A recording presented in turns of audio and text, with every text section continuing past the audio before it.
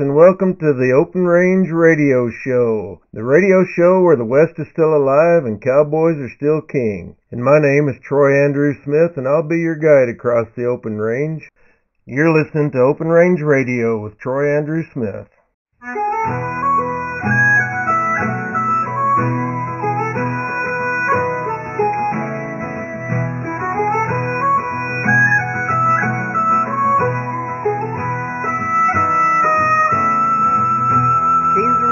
As soon as she's paid up her entry, let her in, wish her luck, let her by. Bound and determined to ride what they draw her, let her go, let her buck, let her fly. She hands them her saddle, they snap the bronc closer, the blindfold pulled over his eyes. She pulls up her cinch, dodging stirrup and hoof. Let her go, let her buck, let her fly.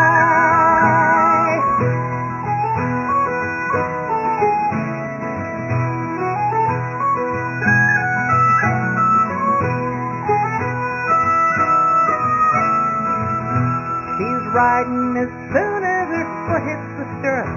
Let her up, let her on, let her try.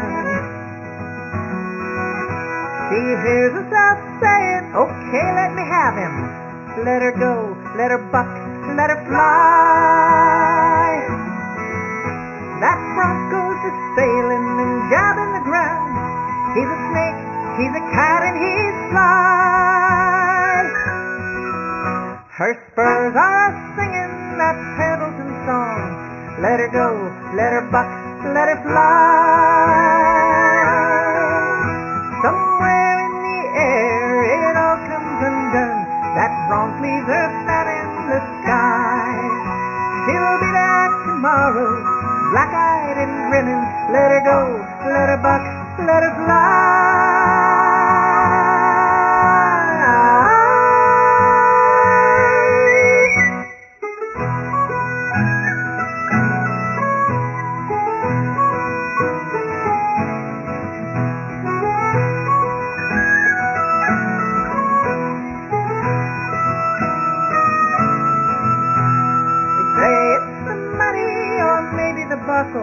That good Hamley saddle is why. She'll come to the roundup till hell freezes over. Let her go, let her buck, let her fly.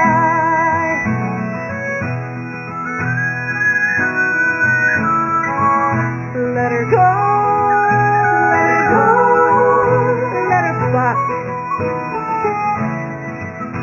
let her fly.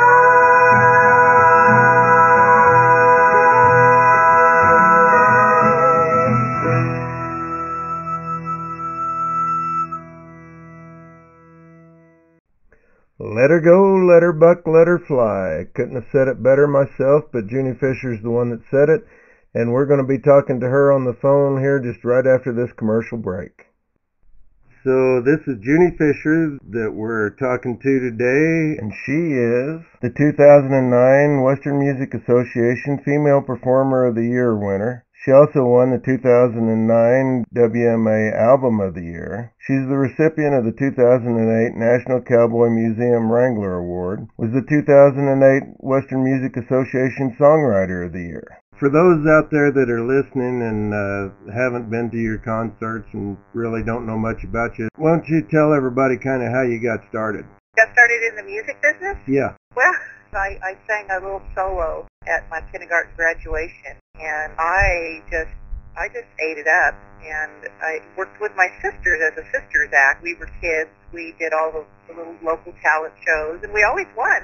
And my sisters and I sang together until we got old enough where it wasn't cool anymore to us. Then after college, I was working with horses and doing all kinds of different things. But I had an opportunity to go to Lake Tahoe for a couple weeks and work as a backup singer.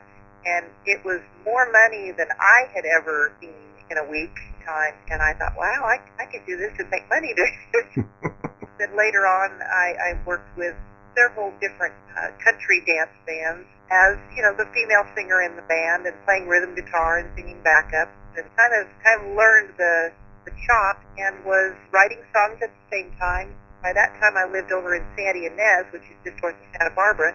So I joined the Santa Barbara Songwriters Guild and started attending all of their little workshops and events. And they had these great little things on Sunday afternoons where we'd take our new songs in that we had just written and we'd pitch them to the visiting publishers, song pluggers. And they had little competitions, you know, that they would pick what they thought was the best song of the month. And I won a couple of those and I'd win like super. But I really sort of got a feel that the songwriting thing could work for me if I worked at it. Made a couple of trips back and forth to Nashville, pitched songs. It was enough to sort of keep me going. I stayed in Santa Ynez for several more years, still working with groups.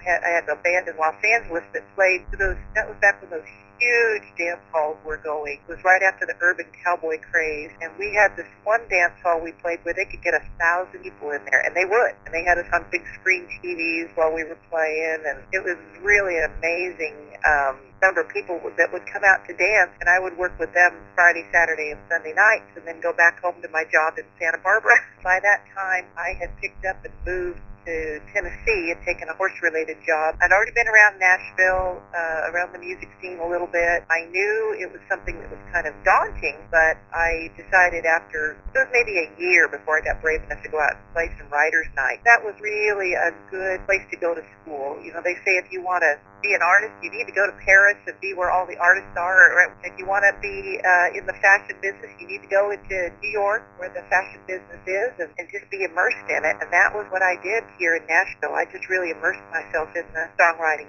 Who would you say gave you your, quote, big break? I did my first album in 1999. It's called Tumbleweed Letters, and did not have any idea what to do with that album. I was in Nashville. DJs were playing it, but, you know, I just didn't have an idea how I was going to get into the Western thing, even though it was my culture and that's where I was from. When I would approach anybody about doing a Western thing, they would see that I lived in Tennessee and they thought, oh, it's a country music, or thinking they're doing Western. And that wasn't so at all. I'm from California, cattle country, that's as Western as it gets. So anyway, the break came when people I knew were doing sound at one of the venues at the Monterey Cowboy Poetry Festival, and the director at that time was a guy named Gary Brown. Gary happened to walk by and they popped a copy of my CD into their sound system, play it between shows, and he walked by and he said, who's that? And they said, Juni Fisher. He said, I never heard of her, but can I get one of those? Gave it to him. He called me there. He said, my name is Gary Brown. I'm from Visalia, California. And I said, oh, hello. And he said, I run the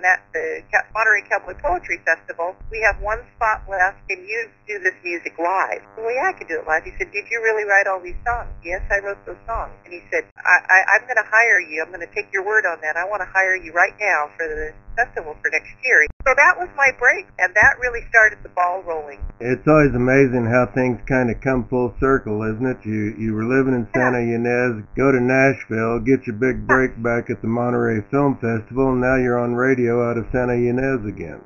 I know, isn't that great? Yeah, and I love Santa Ynez. It's a beautiful, beautiful place. I'd say in California, my favorite place ever. How many days are you out on the road now when you're touring? Last year it was 245, I think. Spare time, what do you do? I fly fish, I tie flies, I sew a little bit, and a luxury for me is to be able to sit down with a book and actually read a book.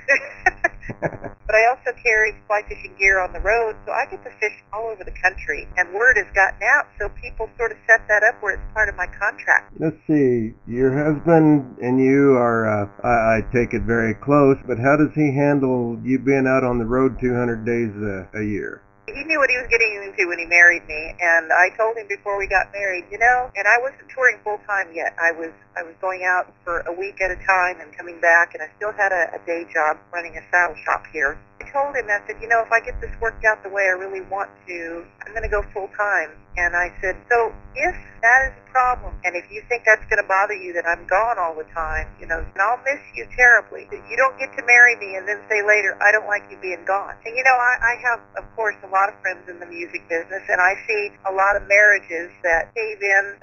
Some of them cave in when the guy is gone on the road all the time. Some of them cave in when he comes home. He's a great guy, very understanding, and we have a lot of trust between us, as anybody would have to have, where one or both are on the road all the time. Now, before I run out of time, and if you don't mind doing it, I just love the story about the wagon and your grandma. There is a freight wagon sitting out in front of my mom's house, and it's been out there for some 25, 30 years. When my Grandma Fisher was still alive, my mom had just moved that freight wagon out. It had been behind the barn for years, always stacked with lumber or siphon pipe, and my mom cleared it off, moved it out in the front yard, put it up on blocks. And Grandma had come out to visit the houses where my grandma used to live, and my dad's mother, and my mom took her around the front of the yard and said, "You know what that wagon is?" And Grandma said, "No, but that's the freight wagon you and Pop came into California on."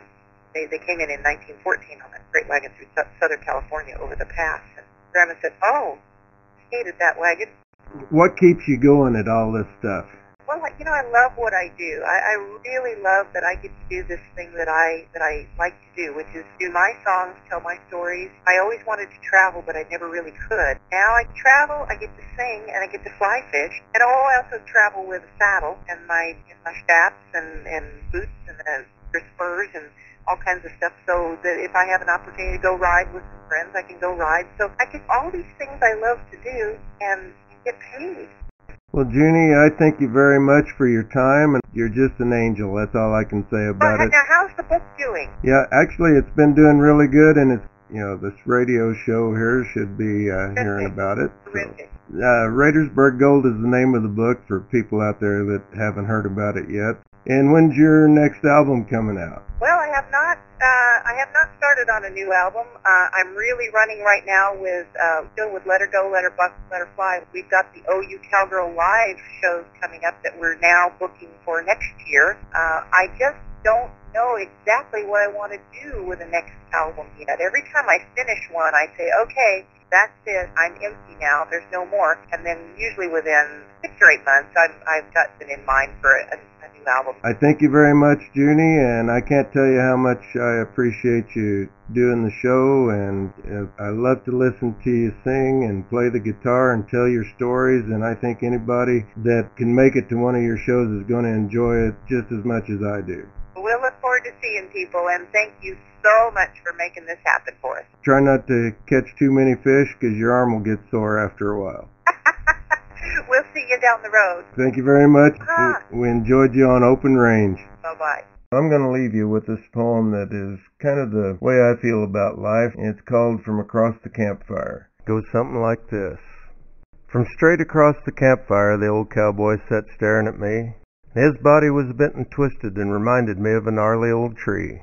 But his hands were strong and his eyes were calm, and when he spoke, his voice was kind of soft. He said, "Listen to me, son, for in days to come, I hope you'll remember when our paths crossed. For trouble is common in this old world, and fairness ain't always in style. Working is hard, and life can be tough, and sometimes you're just too damn tired to smile. But keep in mind these things that hold true, they're an elixir for the soul. 'Cause we all need a laugh and an occasional bath, but there's more than that you should know.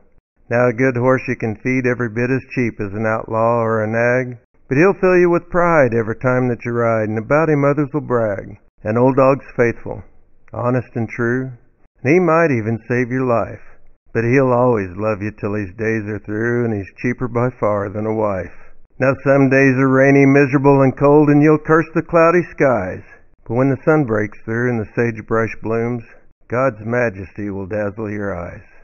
So don't give up when times get tough, or when a pretty girl breaks your heart, 'cause each day's end is just God's promise, my friend, that with the dawn, we all get a brand new start."